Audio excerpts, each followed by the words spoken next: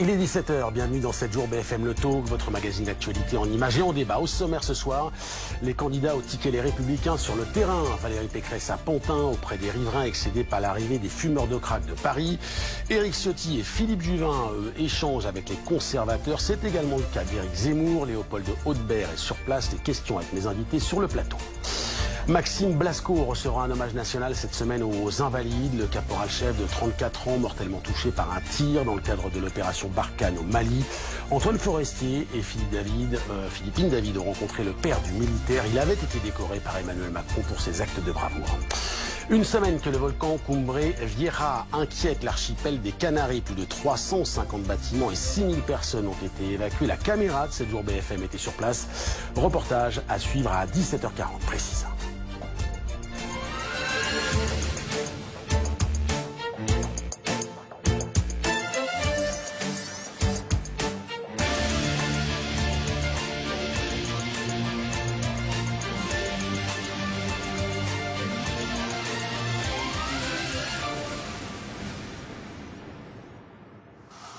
À 7 mois de l'élection présidentielle, c'est donc un nouveau dimanche très politique et notamment pour la droite. Ça se passe cet après-midi à Asnières, près de Paris. Bonjour Léopold Haudebert, vous êtes sur place pour BFM TV. Le mouvement conservateur, anciennement Sens commun, a reçu plusieurs candidats, les Républicains à la présidentielle, mais aussi Éric Zemmour.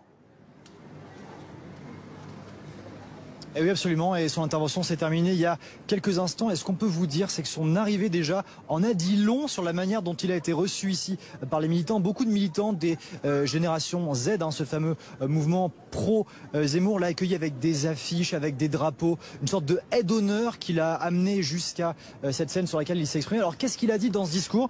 Il a commencé avec cette phrase notamment: je viens parler ici aux orphelins du RPR.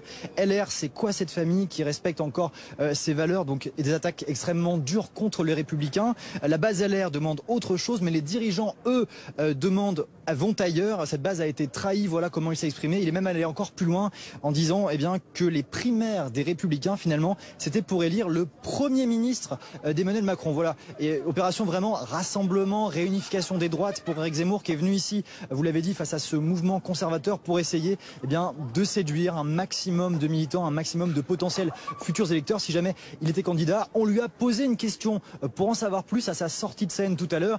Pourquoi est-ce qu'il s'en est pris à ce point aux Républicains? Qu'est-ce qu'il pense vraiment d'eux? Vous allez voir, au milieu d'une nuée de journalistes, il nous a répondu. Il faut réunifier les droites, je le dis depuis 20 ans. Et c'est pas en jouant les chochottes qu'on va les réunir. Voilà, les Républicains jouent les chochottes selon vous? Bah oui. Voilà, vous l'avez entendu, des mots très forts, et il traite les Républicains de chochottes. Ce sont ces mots, on a essayé d'en savoir plus, mais on comprend que selon lui, cette droite n'est pas assez dure, elle n'est pas assez proche, selon lui, encore une fois, de sa conception du général de Gaulle. Voilà donc quelle était l'ambiance ici. Actuellement, c'est Philippe Juvin puis Éric Ciotti qui vont s'exprimer, mais très clairement, on a vu une salle qui s'est levée, qui était finalement une sorte d'ambiance de meeting, on peut le dire, face à Éric Zemmour tout à l'heure sur scène. Merci beaucoup Léopold. Je reviens vers vous dans un instant pour parler des absents à ce rendez-vous des conservateurs. Sur le plateau de 7 jours BFM, Anne Sera-Dubois. Bonjour Anne, journaliste politique BFM TV. William Tay, bonjour, président du think tank Le Millénaire. Anne, on est à la droite de la droite. Oui. On est notamment, pas seulement, mais anti-mariage pour tous, anti-avortement. Ça sert à quoi d'y aller quand on est candidat au ticket Les Républicains? On parlera d'Éric Zemmour dans un instant. Alors effectivement, c'est pas une partie de l'électorat massif de la droite, c'est l'ancien Sens commun, il faut quand même se souvenir. Aujourd'hui, le parti conservateur, c'est l'ancien Sens commun, c'est 10 000 membres et une vingtaine d'élus. Donc c'est pas effectivement une partie énorme du socle électoral de la droite, mais c'est quand même un mouvement qui a réussi à garder une importance forte en termes de symbole. Il faut se souvenir qu'ils avaient soutenu François Fillon en 2017. En cela, ça devrait inquiéter peut-être un certain nombre de candidats de la droite aujourd'hui, parce que c'est aussi quelque chose qui a marqué énormément une grosse partie de la primaire aujourd'hui, du congrès, primaire fermée, mais du 4 congrès décembre, DLR le 4 décembre, effectivement, est aussi l'héritage des erreurs et de la campagne très difficile de 2017. Mais c'est quand même un mouvement qui a réussi à garder un socle un socle, on pourrait dire, idéologique très fort au sein du collège électoral de la droite. Parce que c'est la droite de la droite.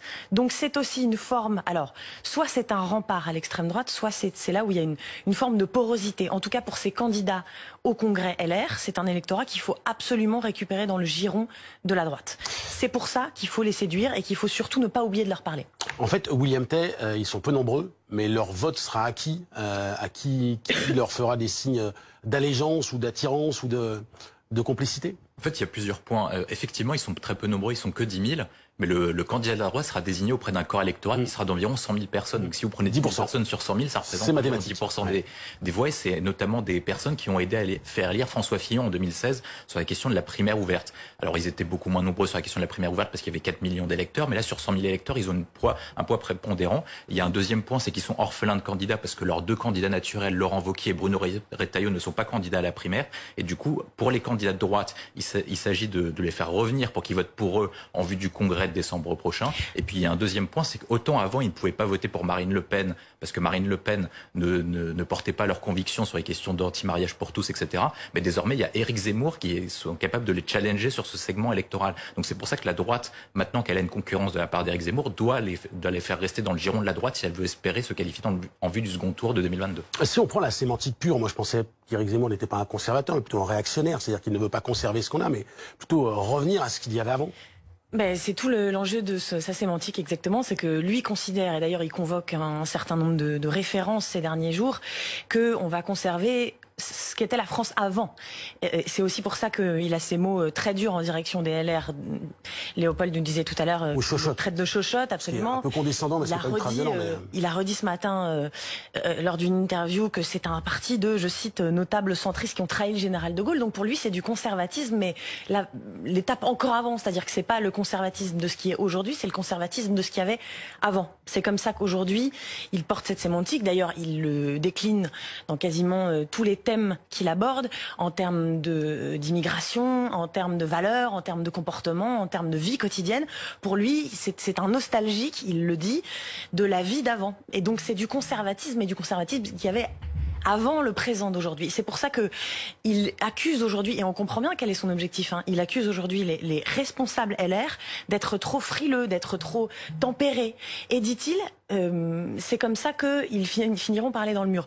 De ce qu'on comprend, ce qu'il veut récupérer, c'est surtout l'électorat des Républicains.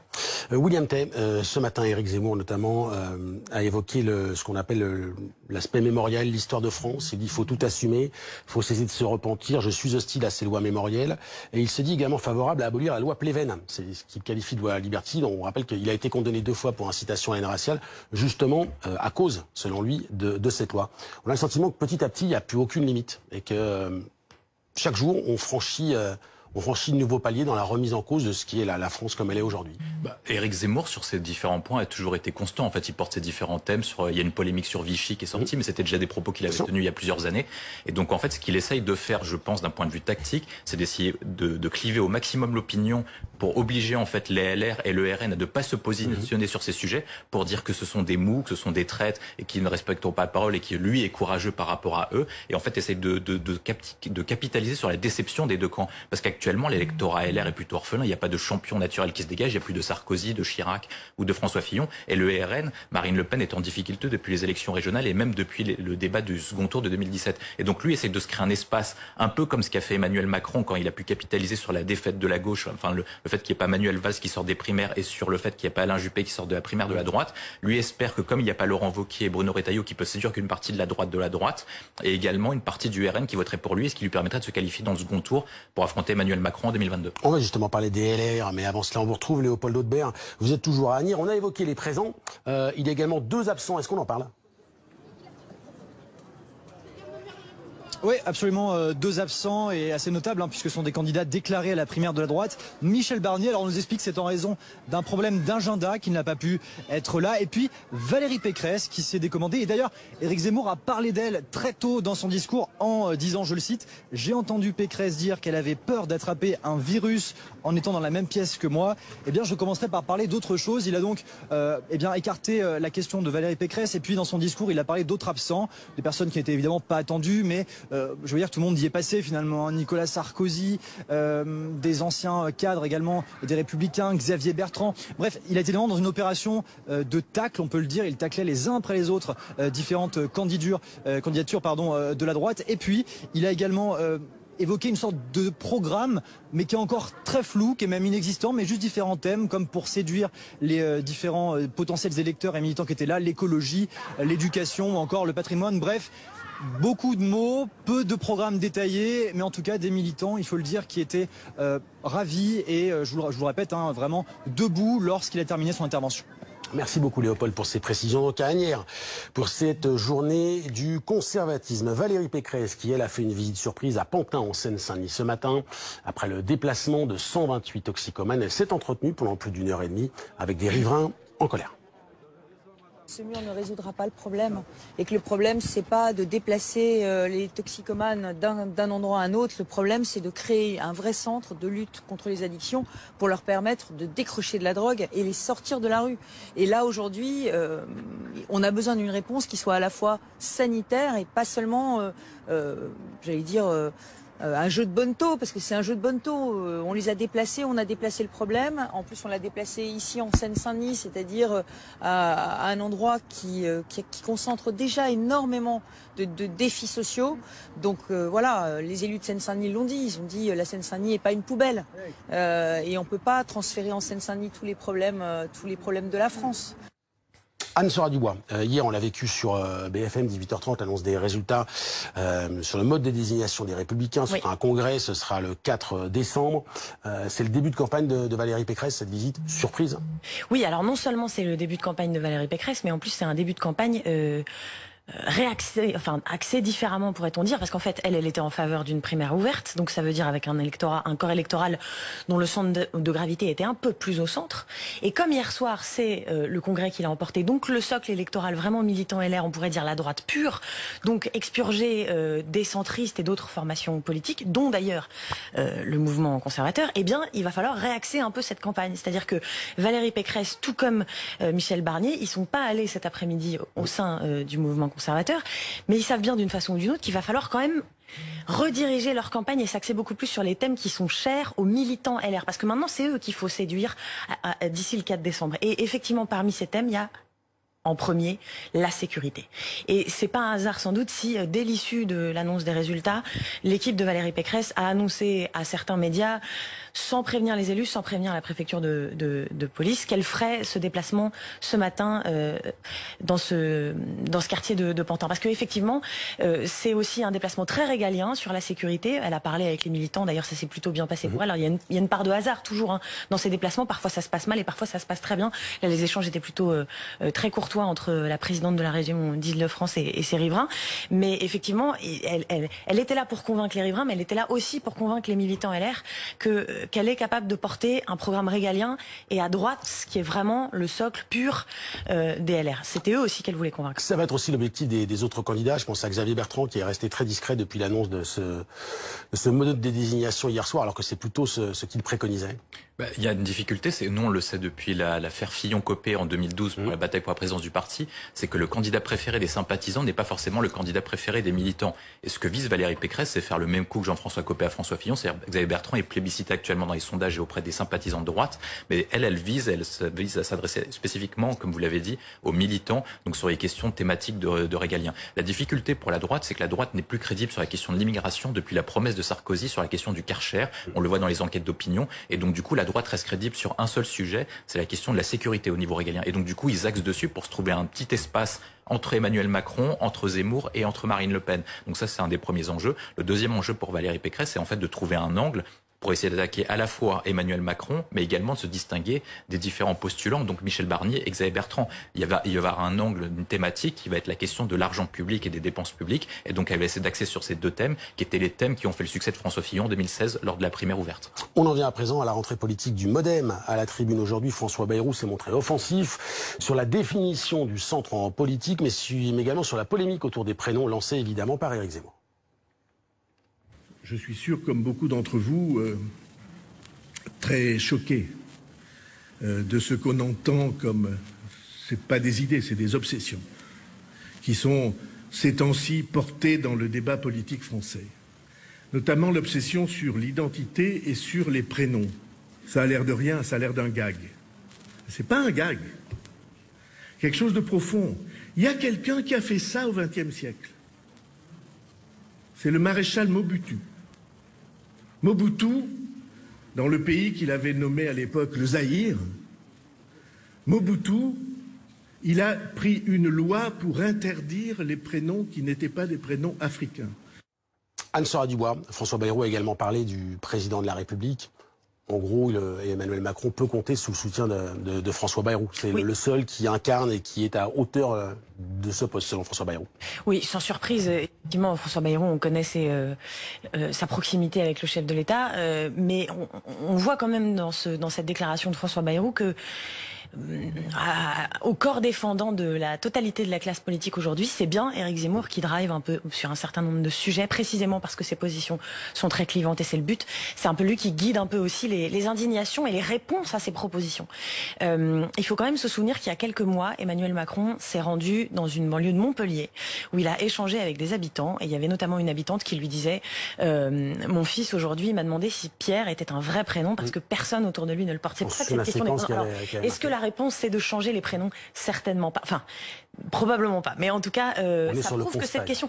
En fait, Éric Zemmour a réussi à surfer sur des courants qui parcourent la société française et effectivement à en créer des propositions très clivantes et très fortes.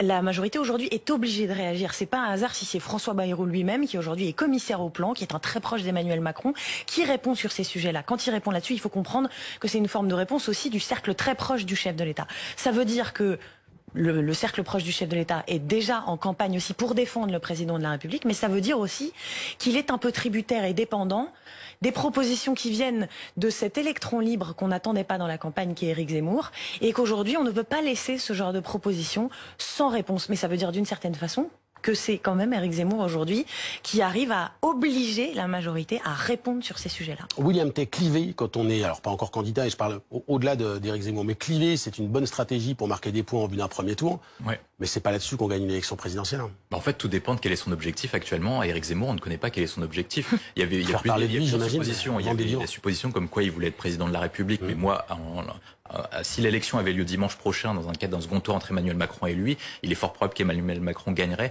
en vue de la détestation et du rejet qu'il incarnerait. Mais est-ce que son objectif n'est pas de dynamiter les Républicains, de dynamiter le Rassemblement national pour construire une après-droite après 2022, lorsqu'Emmanuel Macron Maréchal notamment en propulsant Marion Maréchal. Donc il y a plusieurs hypothèses. Actuellement, en fait, comme on ne connaît pas les hypothèses d'Éric Zemmour, on ne sait pas quels sont ses plans. Et après, il y a un parallèle, et donc il faut mettre une limite sur ce point, c'est qu'on pensait en 2016 que Donald Trump, en clivant la société, ne pouvait pas être élu. Mais il y a deux différences. C'est que le scrutin n'est pas majoritaire et on gagne par État, donc on peut cibler des électorats qui sont spécifiques. Et il y a un deuxième point aussi, c'est qu'Éric Zemmour n'est pas Donald Trump. Donald Trump avait des accomplissements, il avait créé des sociétés, il avait développé des commerces, etc. Et donc du coup, il avait une compétence présupposée en économie et surtout son modèle de vie était compatible avec Success Story américain. Est-ce que le modèle de vie d'Éric Zemmour est compatible avec le mode de vie des Français? Et notamment parce qu'il incarne, il n'a aucun accomplissement à son actif. Il a pour l'instant pas de projet. Il n'a pas de projet de politique publique, à la différence de Donald Trump qui avait proposé quelques différentes propositions. Et donc du coup, comment il fait pour répondre au constat qu'il a lui-même posé? C'est la question qu'on lui posera dans les prochaines semaines, prochains mois. En 10 secondes, Anne. Et pas de programme pour l'instant, c'est-à-dire que s'il a un sujet de prédilection qu'on a largement compris et qu'il répète à longueur d'interviews et d'interventions qui est l'immigration, sur les autres sujets, pour l'instant, on attend toujours ses propositions. On attendra ses propositions et ses réponses s'il déclare évidemment sa candidature. Merci à tous les deux d'avoir été sur le plateau.